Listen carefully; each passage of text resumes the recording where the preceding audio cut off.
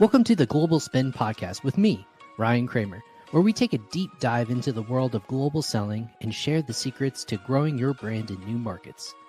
Whether you're looking to expand your brand, enter new markets, or boost your sales, we've got you covered. Tune in for unscripted, engaging episodes that will take you on a journey of discovery and success. Let's get started. Hey everyone, what is up? My name is Ryan Kramer, and you have made it to the first episode of the Global Spin Podcast. That's right, a brand new podcast fueled by Frisbi here in my little corner of the internet, as I like to tell people. If you're new to, obviously this is a new show, but if you haven't seen me, or maybe you've seen me on social media or have heard me on different podcast platforms, I used to host a podcast called Crossover Commerce back in the day, I would say almost more than half a year ago. And that was about global, just talking about a bunch of different spaces and different entities in the Amazon space. But we're getting a little bit more niche and a little more specific. And if you're wondering to know why you should listen to this podcast, well, let's go ahead and, as the intro told you, we're going to be niche and talking about global expansion, talking with brands, talking with people who are going to help take your brand to the next level. This podcast is fun, it's unscripted, and it's supposed to help you take your business to the next level. So if that sounds good to you, I appreciate you tuning in. And because this is live, we go live on all of our social media channels. So if you get a chance, go ahead and subscribe to our Facebook, LinkedIn, YouTube, and Twitter pages so you can get notified of future episodes once we go live. And of course, all podcasts will be recorded so that they can go on your favorite podcast destinations. In the future, it'll be on Apple Podcasts, Google Podcasts, Stitcher, whatever you however you consume your media, that is where we will be. But we love to go live so we can answer your questions. So if you have a question or a thought or just want to say hi, give us a shout out. We can see it on our screens and let us know what you think. And because this is a series premiere, I wanted to really kick it off with something really special. So today we have kicked off, and it's going to be episode 1, adding a new country to your Amazon game plan. What does that mean? Well, a lot of people in 2023, because Frisbi is a globalized company, I wanted to make it very specific in terms of the focus of what we are going to be achieving with this podcast. And luckily enough for experts like myself and people in the Amazon space, we get opportunities to speak to other sellers who might be new to finding Amazon or different opportunities with the Amazon or e-commerce. People are constantly seeking education in the space, right? So what I wanted to do is kick it off with a talk that I'll be having at the Prosper Show. Again, if you haven't heard about the Prosper Show, one of the biggest and largest Amazon and e-commerce conferences in the space to date. It was the first one and has grown to thousands of people who attend every single year in Las Vegas in March. That is something where we're going to be bringing this to our stage. So what better way to kick it off, almost like a soft launch, if you will, of kicking off the podcast with two people that are going to be on stage with me talking about international growth and expansion. So I wanted to bring on Karina McLeod and David Golinsky of their respective companies, and we're going to be talking a little bit about that today. So Karina and David, welcome to the Global Spin Podcast. Hey there. Hey guys. Hey everyone. Appreciate you let me vent or do a little bit of emotional introduction there. So I appreciate you guys waiting a little bit in the wings for me. But thank you for joining me as guest number 1 and 1A. I won't say who's 1 and 1A, but respectfully, thank you for saying yes to this. Thank you for hosting. Of course. So a quick round of introductions for people who might think, hey, who's Karina, who's David, and why are they on Ryan's podcast episode 1? David, since you're in the top right hand of my screen, can you go ahead and just let me know a little bit about yourself and what you do with your current company? Sure. Yeah. Thank you, Ryan. So my name is David, and I work with a company called Glorious Gaming. So we are in the niche enthusiast gamer space. So we create crazy cool stuff like this. Like this is a custom keyboard. It doesn't just look cool. It actually, you can completely build it from scratch. So this is, everything on here is actually built by hand. Now, what that allows you to do is really customize all the sound and feel and like all those nitty gritties of a keyboard. And then we also changed the gaming space with like extremely lightweight mice. You might have seen mice with holes are really popular nowadays. Things like this, it's like really lightweight. So these are some of the products that we brought onto the market and really like changed that enthusiast space. But we're really the story starts about 10 years ago, and we did start on Amazon. It's the easiest platform to rapid prototype and really test out, get reviews, and get some sales behind your products. And so we've grown the business from mom's garage all the way up to 8 figures now, scratching 9, I hope soon. So it's really big, and part of that expansion is also the international expansion. So US is our home base, but we were able to make a lot of B2B and other partnerships around the world. But the last 2 years has really been the international expansion. That's what I'm here today to show, or to talk about. And so over last year, we expanded to Canada, Australia, Brazil, Mexico, UAE, Singapore, Japan, and then this year looking into other parts of the world as far as like Europe, and there's lots of Amazon marketplaces. So I'll stop there, but happy to answer any questions, anything that came along the way. So thank you, guys. Amazing. No, that's good. And you said to share and show people. We obviously can show because we have cameras, but if you're listening to this, more than happy to describe it. Amazing keyboards. I was a fan. I went through your website all before. It's a gamer's paradise, and I love you, as you can see by my setup. I love to be unique and stand out. So what better way to do that when with your stuff that you get to stare at for 8+ hours of a day that are really cool and unique. So that's amazing. Karina, just to quickly introduce you, and for people who didn't consume my podcast before, I call everyone who comes on my podcast a friend of the show. So I call Karina a friend of the show, even though she has not been on yet this show. But we have spoken before in live events, and we saw each other at Prosper. So thank you for, again, being guest number 1 as a former friend of the show and now current new member of the show, if that makes sense. So thank you and I'll let you go ahead and introduce yourself. Awesome. Thank you, Ryan. And it's good to be a friend of the show and a new friend of the show. So it's always a pleasure. The t-shirts are being made currently. Okay, fantastic. I'll hold you to that at Prosper. In terms of my background, so very much I come from an Amazon background where I spent 7 years working at Amazon in vendor management. So my experience was working in the UK, as you can tell, obviously, by the accent. And really, I focused on introducing new categories into the UK market. So introducing sports and fitness, watches, clothing, all sorts of categories that now seem like a very long time ago. For the last 12 years, I've actually, after leaving Amazon to take a little bit of time out, I didn't actually quite make it back. And 12 years on, I started off consulting for brands. Didn't really know at the time, this is 2012, that there was a real need for brands for help and assistance. This is sort of pre-agencies. And started to have old vendors contact me asking for help and everything, and started to realize that there was this need there. And so started supporting brands on the vendor side. That then sort of moved over to the seller side. And lo and behold, sort of fast forward on a number of years, I ended up creating E-commerce Nurse as an agency to really support all those ideas that I was sharing with clients. I was consulting, but I found that a lot of the time, clients needed someone there to implement as well. And so that's where E-commerce Nurse comes from. We are an Amazon-focused agency. We're about team of 20 of us, sort of with e-commerce experience, Amazon experience. And we help brands, established brands and new up-and-coming brands really understand how to grow on Amazon in the UK, Europe, and also North America. So the fact that we are talking about international is fantastic. So we have a experience in that, and also the challenges that come along with that as well. That it's you can get caught with the bright lights, as I always say, but it's always good to understand what those bright lights actually mean when you're looking to expand beyond your own home marketplace. So Absolutely. Thanks again.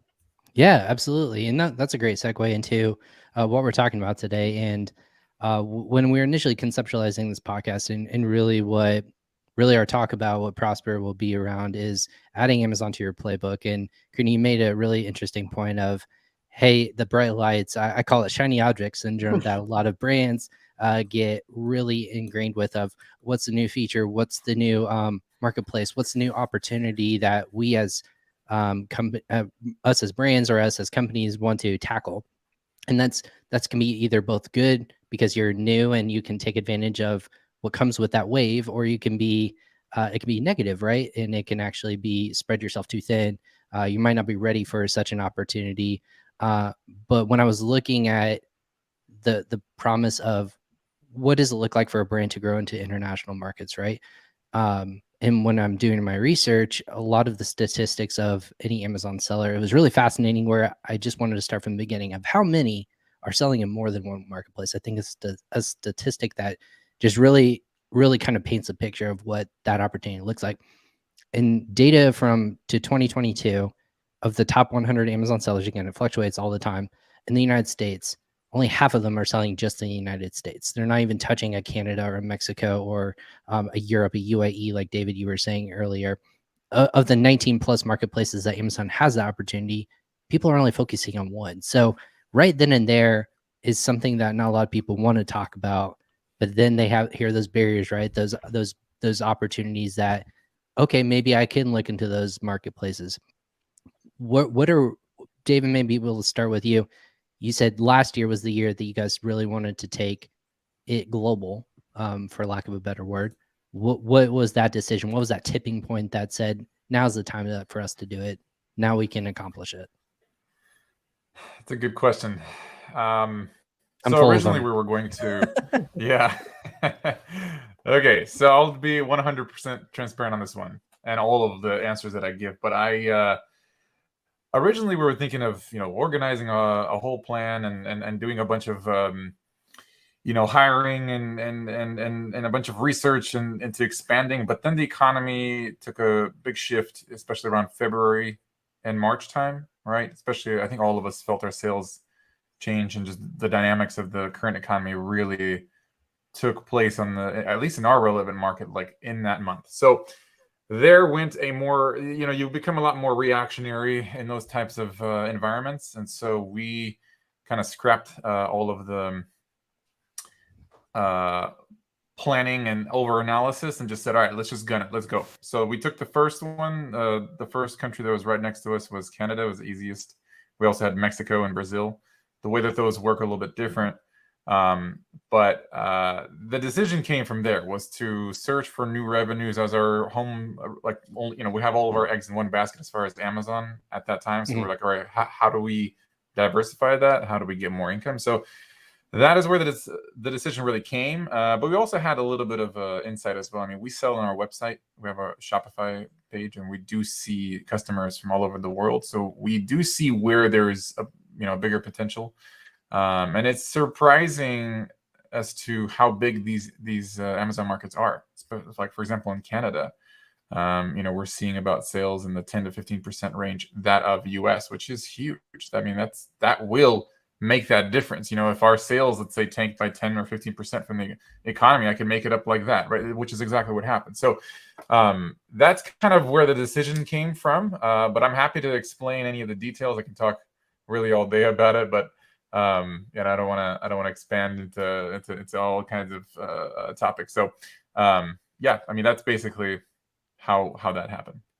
Well, it's fascinating. You said diversification. I think that a lot of people can resonate with, hey, I don't want to have my eggs in one basket, which I think is the fearful thing of every Amazon seller, of if my sole income is coming directly from .com and maybe I have a suppressed listing, or I have a competitor, or I just, for one reason or another, have a listing that gets taken off of, or is down for whatever reason, whether it be inventory or black eye, whatever it is, that's your revenue stream. So you as a company have to continue to churn along. So I think I would say it's a good move to make, and that's what we are constantly telling people. Karina, are you hearing similar conversations when you have clients that you're managing? Of, is there a tipping point, or is there an indicator that says this is something we should really engage with and move forward with for international growth? Yeah, definitely. I think it's really when brands get to that point where they almost feel that the market that they're playing in is saturated, whether that be in the US or in the UK. And it's really then going out. And I think David's example is brilliant in that niche category, and actually having examples of selling D2C where you already start getting a data to understand that opportunity. Because we find it sometimes where we deal with brands where they're like, okay, well, I kind of feel like we've maxed the opportunity here and the economy isn't that great. Let's say even in the UK, post-Brexit, all of that. But I think then there's this key part there that brands need to always make sure. And I think this is the whole bright lights of, okay, then there's the diversification, there's opportunity, but it's also making sure that that opportunity exists for your products as well. Because we have seen it where brands are like, right, okay, there's not, we feel like we've maxed opportunity here in the UK. We want to go out to this market. And we always sort of say, right, okay, but take 2 steps back and just make sure that there is that demand there, because we've seen it sort of happen where brands can be really successful. There's opportunity, there's demand in different marketplaces for their products. But we have also seen it where brands can sell in another marketplace and it might already be that their product just, there isn't demand for their product. Like, let's say they sell swimming pool filters and they're trying to sell them in the UK. That's not going to happen. Hardly any of us have swimming pools. If you've been here, the weather isn't great at all. Or it could be that there's a real competitor that just dominates and everybody's so brand loyal. So there's definitely, we are seeing that. And we're always sort of saying, just as that's great, but just make sure you do this step in terms of identifying and making sure you have that opportunity, like David mentioned when he was talking about going into those marketplaces. Right, David, that's a good point. So when you were saying it, there was no real like validation, or you had a direct-to-consumer website like a Shopify site, and there's orders coming in from all around the world. Is that a data point that if I'm listening to this for the first time and I'm saying there really is that opportunity, I know it's out there, I just don't know where to go to that resource, right? It could be a feeling, it could be a gut. I'm like, I think my keyboards would crush it in Australia, but let alone, there might be differences for I would assume a keyboard. If I'm thinking about even localization, you have to have something that represents language. You have something that has to represent who your market audience is. And if it's not the traditional alphabet that I'm used to, or Karina's used to, or somebody in Japan's used to, that's something that may not even resonate at all. So what are those data points that you guys were listening to when you made that choice? It's a good question.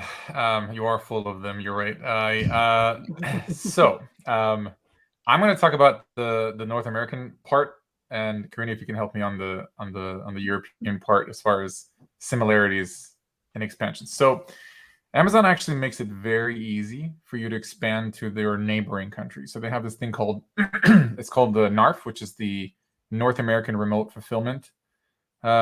It's basically a system where you can have your inventory, in our case, in the US, but Amazon can act as a forwarder to Mexico, Canada, and Brazil.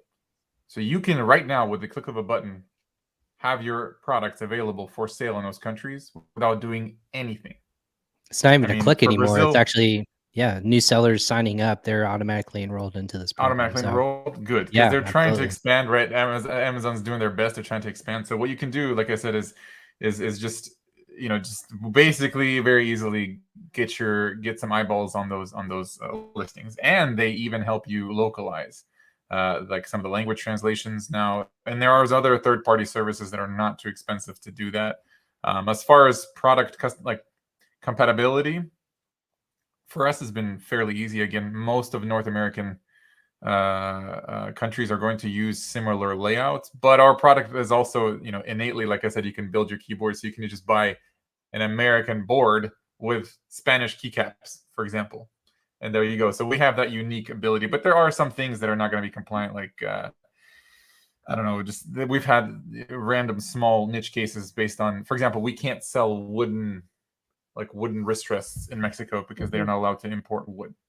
It's just like a country rule. So it's an import rule. In terms of it's an import thing.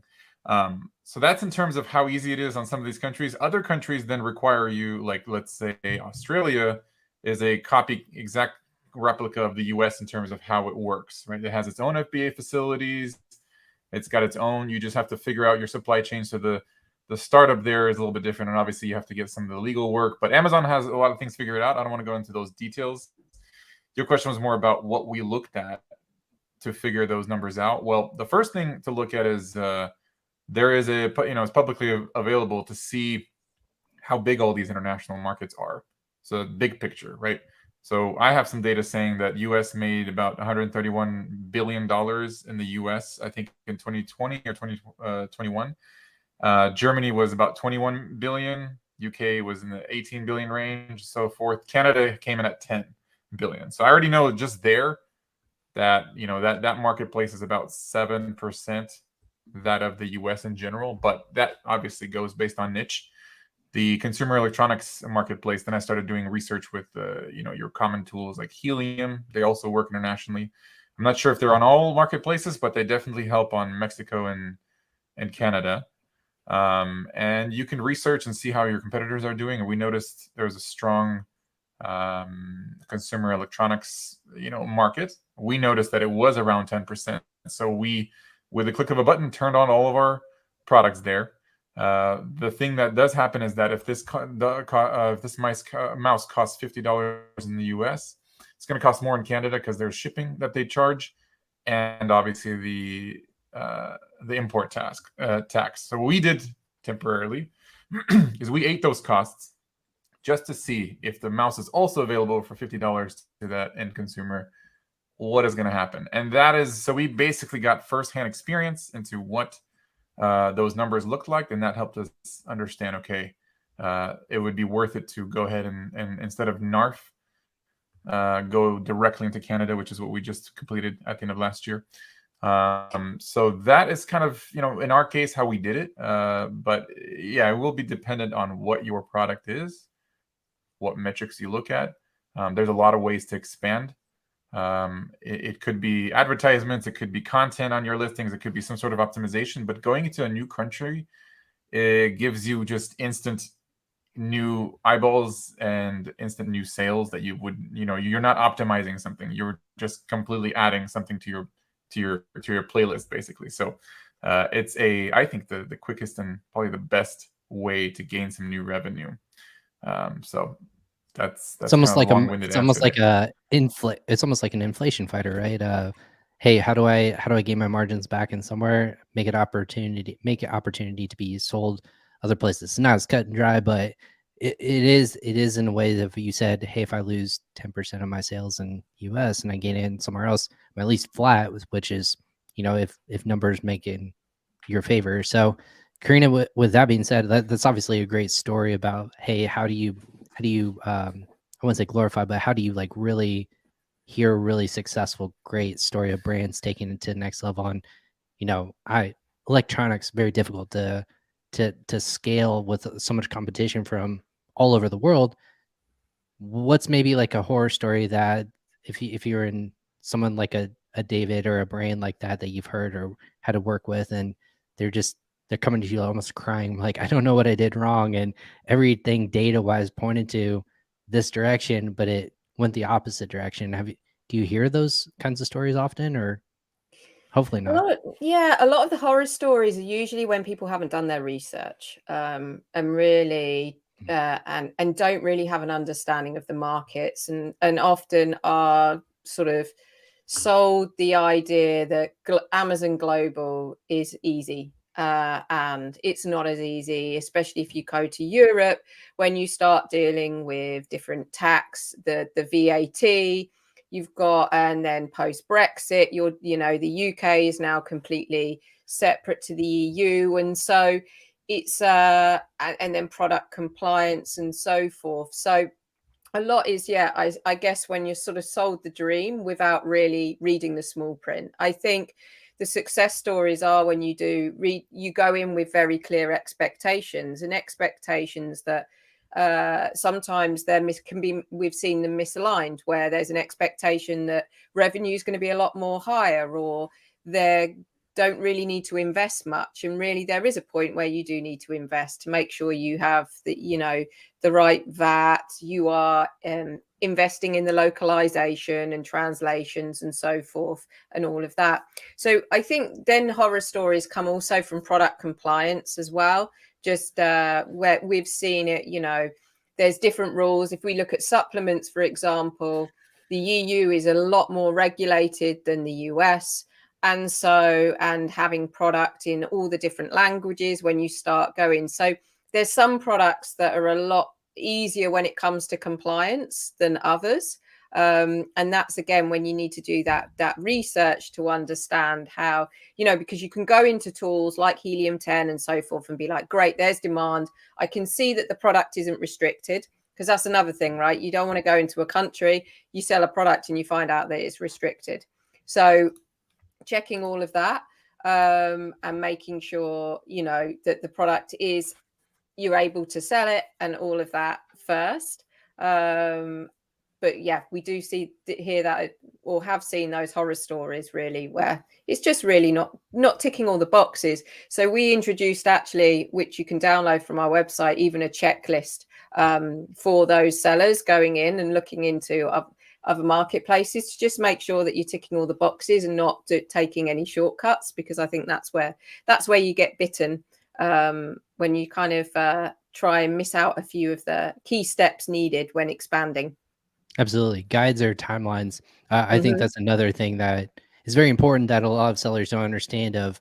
I've seen many emails that you're talking about, hey, this is the actual flow you should take in order to make sure that you're checking literally all the boxes. But we even timelines too, of people say, I would like to, again, this is no one's fault, because I think education is lacking, and that's why we're all here today in this room, virtual room, in our little corner of the internet, shouting as loud as we can. There is a timeline. There's tasks that you must do. It's not a click of a button, like David said, for NARP, and you can turn it on. There's actually governmental regulations. There's instances where you have to have certifications, compliance. You have to have representatives or business representatives in those countries, like importer of record. You have to have return options available. All those kinds of things that you don't think about as a US seller that really start to come in. And I think that if you add these so tall, that's where the proverbial barrier of going to a different marketplace really stacks up against that person mentally. But there's, again, a thing that if you're educated and hey, Canada's going to take me 4 to 6 weeks, just because majority of that I'm waiting on the government regulations to get a non-resident number, basically. So all those kinds of things that if we can all educate each other together, then we can start mapping out, like brands like David, of, hey, this is going to take us in 8 weeks. We can start selling in middle of Q2 or beginning of Q3. We're good to go. So we can really start to ramp things up. Awesome. So with that being said, obviously there's 19 plus marketplaces. Belgium announced as the most recent one within Amazon's ecosystem to sell in. Is there, David, you mentioned a couple ones that not a lot of people go into in terms of UAE. Singapore, they're a little bit smaller markets that are newer in the Amazon ecosystem.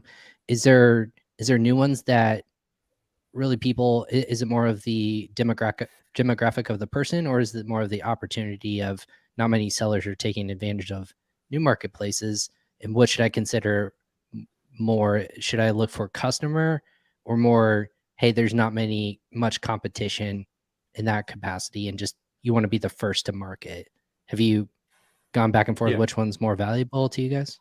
Yeah, it's first to market. I mean, it's basically, right, like there are products on Amazon that have like 12,000 reviews versus now we have like 500 reviews, right? If you're like, at some point that 12,000 reviews was at 500, right? And like, relatively speaking, at that time, now you see products that might have 80 reviews, but you have a tried and true with 23,000, because the market's been there for a long time. Well, if you're new to that market, you're going to have, you're basically going to build that that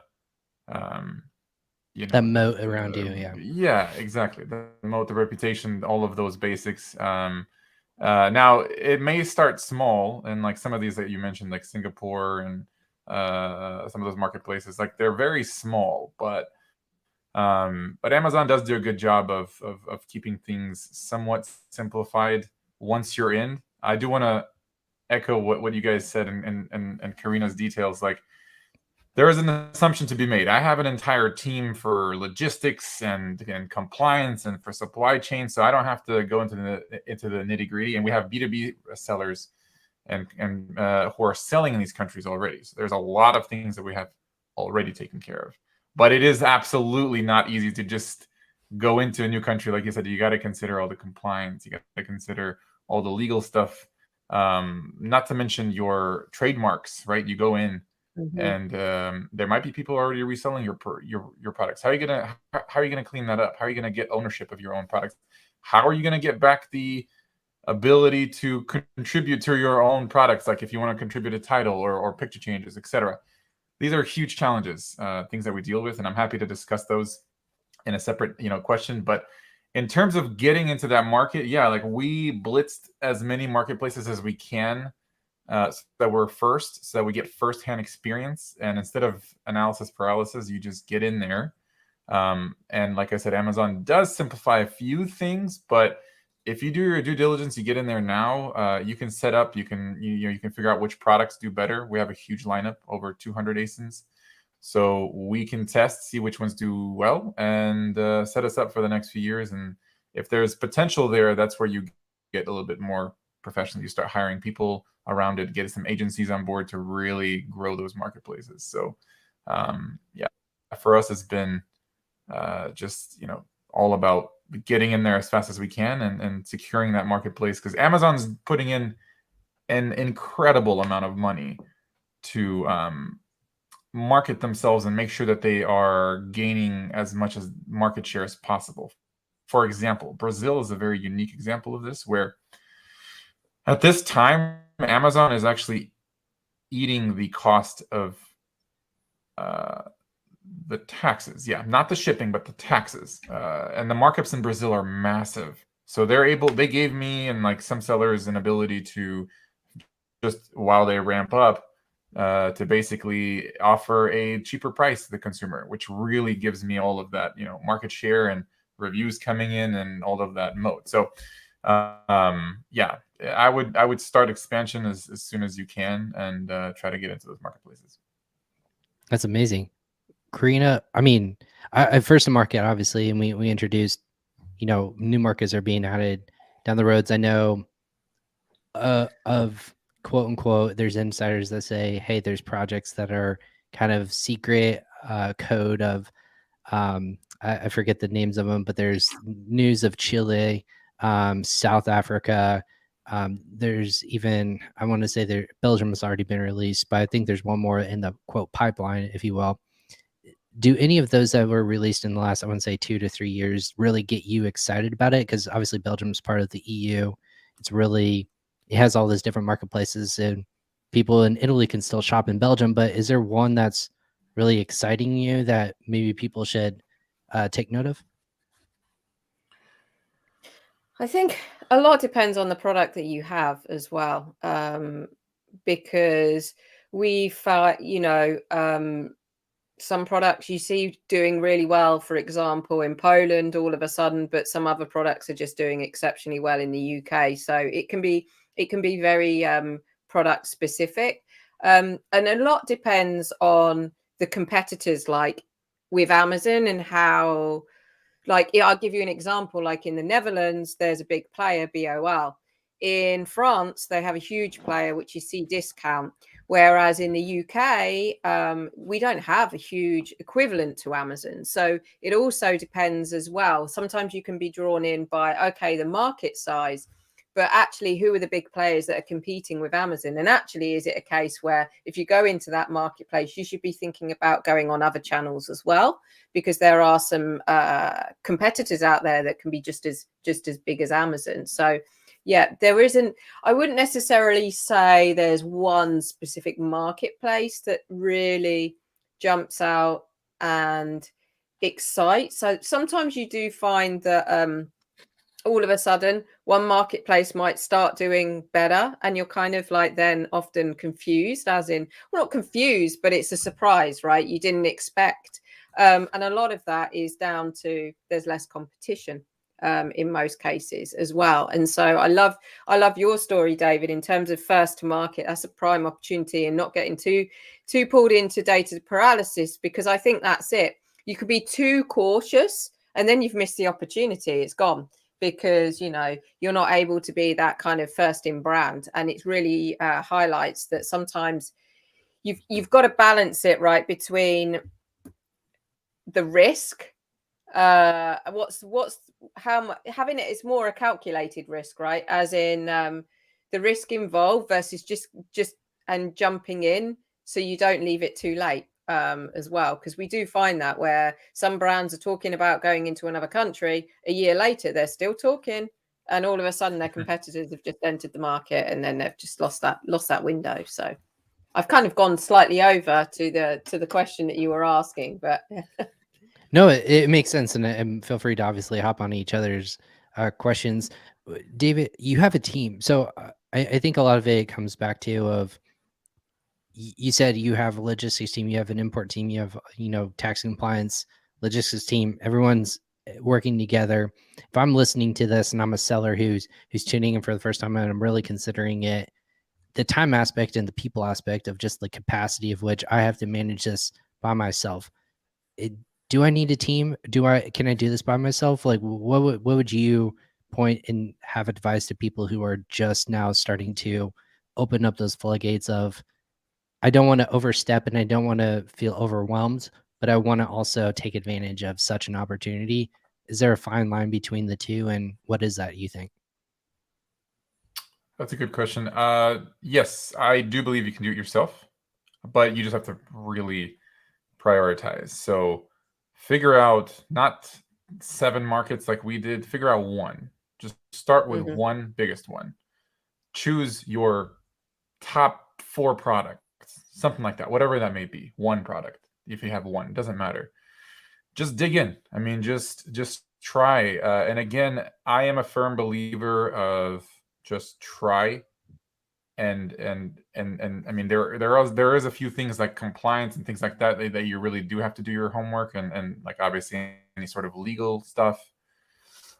But the way that we usually do it is we never start a marketplace, even with a brand our size. We don't start a marketplace by shipping in a container of product there. We do the least kind of MVP. Let's just get one box, literally, even with our size of brand. Let's get one box in there. I want to try, I want to go from A to Z and sell this one unit, and only then do I prove to myself that I have a clean runway. And you'll still run into issues after that, but they won't be huge, and they're not going to put a whole container on hold. So I would say do some research. If you find yourself doing a month of research, it's probably too much research.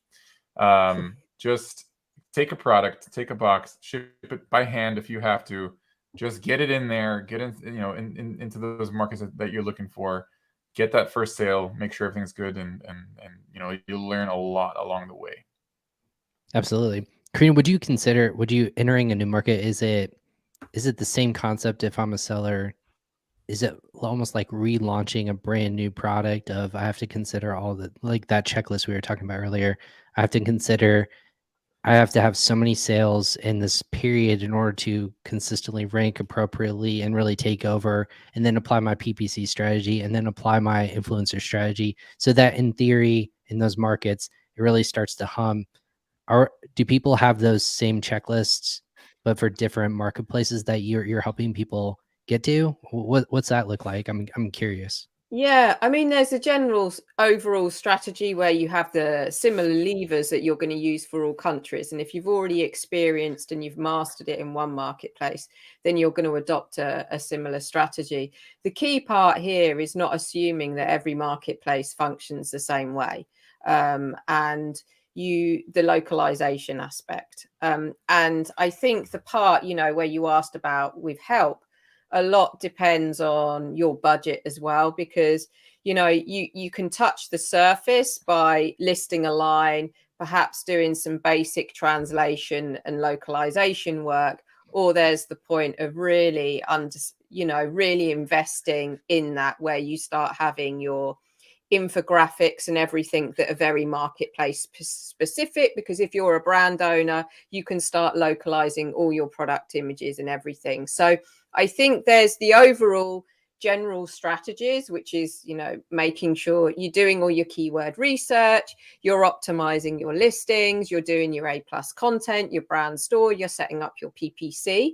It's just adapting that for each marketplace and making sure that you're not just translating. So our translators, for example, will translate and localize, and they do all the keyword research. So they make sure that they're keywords don't get lost in translation. They're not completely rewriting content because they want to maintain a similar tone of voice for the overall content globally.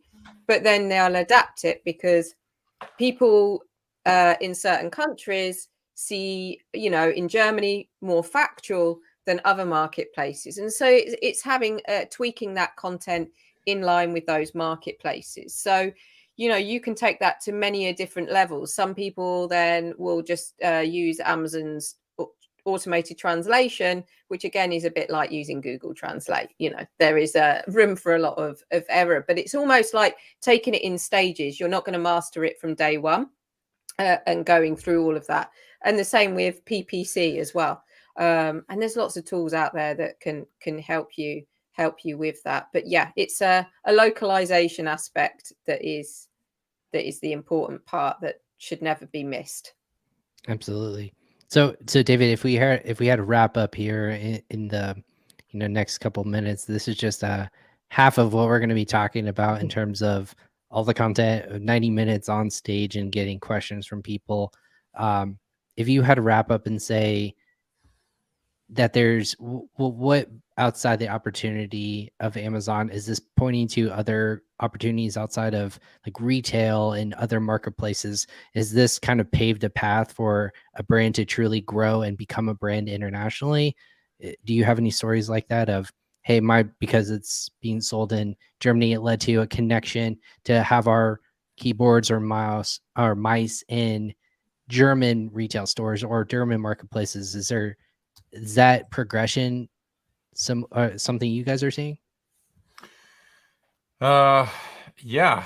I'm fishing here, but I want to hope it is. So I'm happy to answer. No problem. Just want to make sure I understand your question correctly. So are you saying that once we entered, let's say, Germany through Amazon or whatnot or whatever, has it also caught on to other distributor sellers, et cetera? Is that let me rephrase. Yeah, absolutely on the point. Has this legitimized yourself as more of a global brand, so it's paved for more opportunity for you to go into, like, I know you guys are in a Best Buy or into different retail stores or into different marketplaces that now they're knocking on your door and say, hey, we would love to put a purchase order for your product. We'd love you to sell on this marketplace. Now you are now the bells of the ball, if you will, for a Southern term, if you want to use it, we're talking here. But is that an opportunity that people almost feel legitimized as a brand? Yes, absolutely. Without a doubt. Look, everybody around the world still uses Amazon as the baseline. So let's say I'm a distributor in Japan. I'm going to look at NPD data, and I'm going to look now at Amazon data and all those tools. So yes, like Amazon tools, and just everyone looks at Amazon. You go to CES, everyone, like, if you want a distributor to pick up your sales, you need to show them your Amazon numbers. And so Amazon is this like baseline, and this entire, and it's a lot of the numbers are actually available through various tools, and people people find their ways. So yeah, I mean, we've had situations where there is a way you get to paint a face of your brand with Amazon as well, and especially to third-party sellers nowadays. In the last like 4 years, I want to say, they've given us so many tools that I can say that we even perform and have a lot better potential than some of those vendor centrals, those 1P sellers. And what I mean by that is that we can post rich content. We have the ability to really display our store in many ways. So we can paint an entire face and representation of our brand as a much more premium offering. We can also show off our reviews, right? Reviews are a big portion. I think Amazon has some of the best review system. There's a lot of chatter about that, lots of fakes out there, but overall, like, a lot of it could be filtered, and you can see what's organic. You can really show a really good public face to your brand, to your products, and that will help get into other sellers. So there is actually quite a lot of, outside of US and even in the US, like places like, let's say, Best Buy or Walmart, or we're in this niche store called Micro Center. There's only 25 around the countries. They reached out to us as well, and were able to really piece together some of that data from their public resources from Amazon, and really made a picture and said, hey, like identified us as, okay, this is a great niche brand. Let's take them from the D2C model and bring them to the B2B model and really show how we can expand that there. So in short, yes, opportunities. You got to play, you got to do your best on Amazon, and you really got to show that you are a complete brand.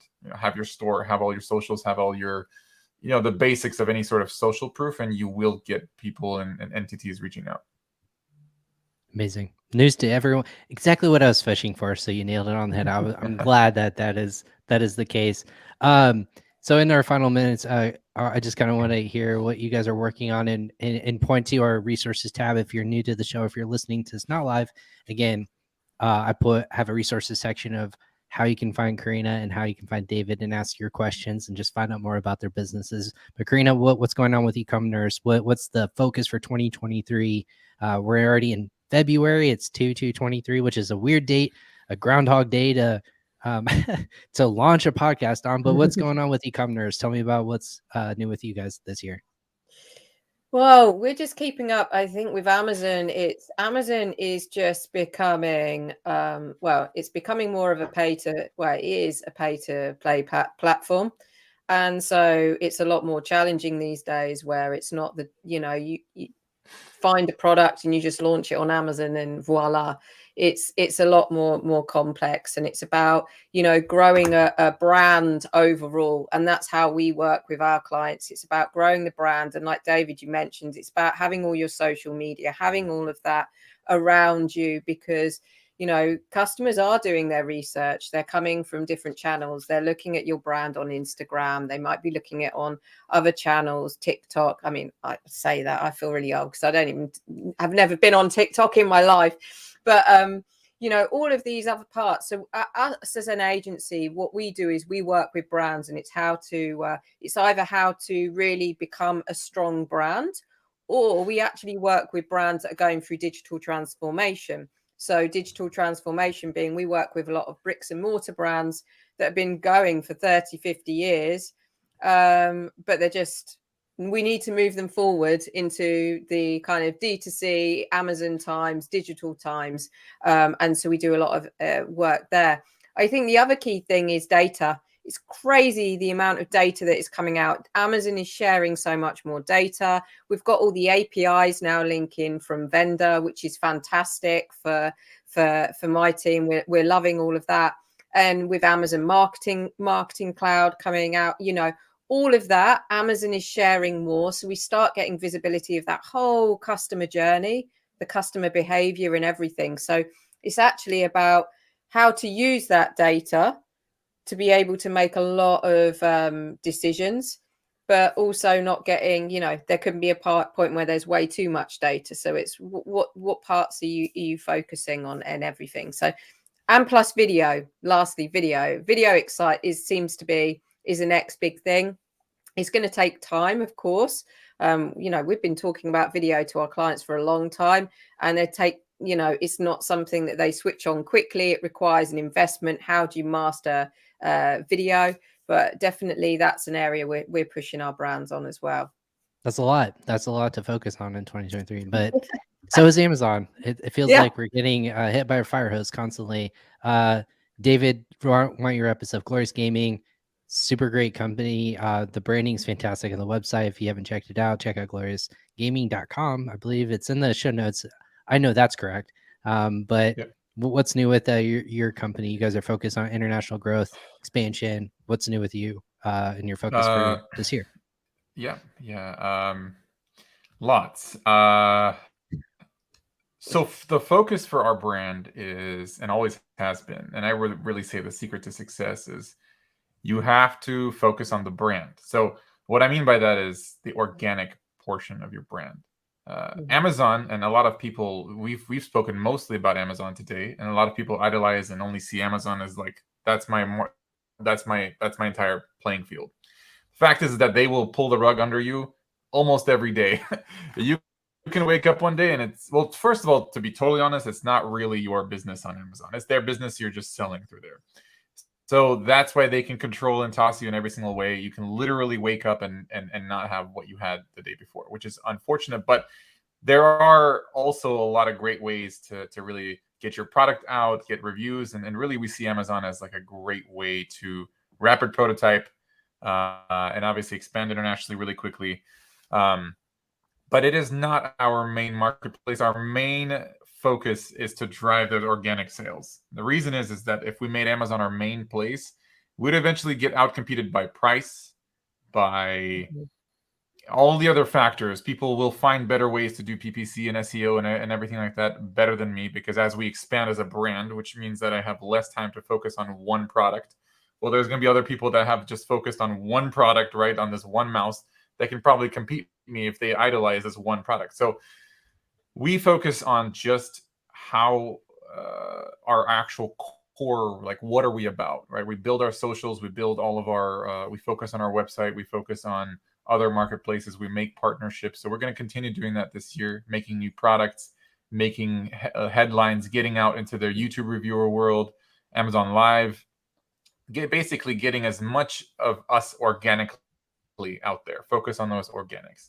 And then the other interesting thing is regarding some of these social platforms, we've noticed that there is a bit of a shift happening from where people don't search products as much on Google anymore. They search on Amazon. But now we're seeing the next generation where now people are coming to, inside of Snapchat or TikTok, they'll type in gaming keyboard and they'll see reviews that way. And they find those reviews a lot more trustworthy than reading an Amazon review, which is very interesting. So it's something budding and we're looking into it. And that's one of the coolest things that we're working on, I think, along with, again, taking all of the organic content that we have and really filling Amazon with all of the social posts that they have now, Amazon Live, and all the content to make it much more appealing to your senses and sensations and feelings in general. Just upgrading those things. We're not focusing as much on some of those SEO things and like budgets and advertisements. They're obviously there and important. They've been there for a while, but it's kind of the next step now. So, man, you're nerding out with me. The person who gets to sit here and learn about this, I'm the luckiest person to get to be a podcast citizen. I just get to like get waves of information and what people are doing. So thank you for sharing with that. And hey, if you ever want to, if you need a tester for a keyboard, if you need cool lights, setups, or anything like that, your favorite podcast to send to you. So I'll be seeing you in March. So we'll be swapping swag, I'm sure. But hey, thank you so much, David, Karina of Glorious Gaming and Ecom Nurse, respectfully. Thank you for it's quite an honor. I really wanted to knock this out of the park, and you both have delivered. So I appreciate both of you for just saying yes, not asking questions on. I have no idea who you are.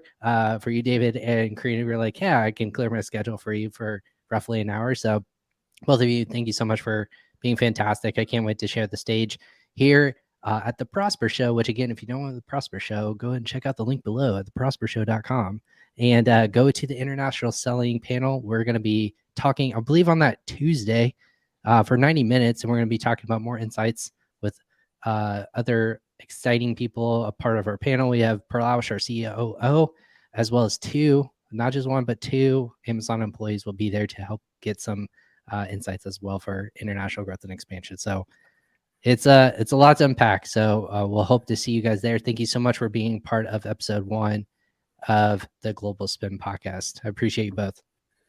Thank you for the invite, and thank you everyone for listening. No problem. And thank you everyone for joining the Global Spin. Again, this is my new podcast. We go live on our social channels, Facebook, LinkedIn, YouTube, Twitter. Go ahead and click and join our, follow all of our social channels on those places. And so you get notified for all of our future updates. Check out our content on YouTube. If you didn't get a chance to watch us live, it will be available on YouTube to rewatch. And then also all the audio formats and video formats will be available on your favorite podcast destinations.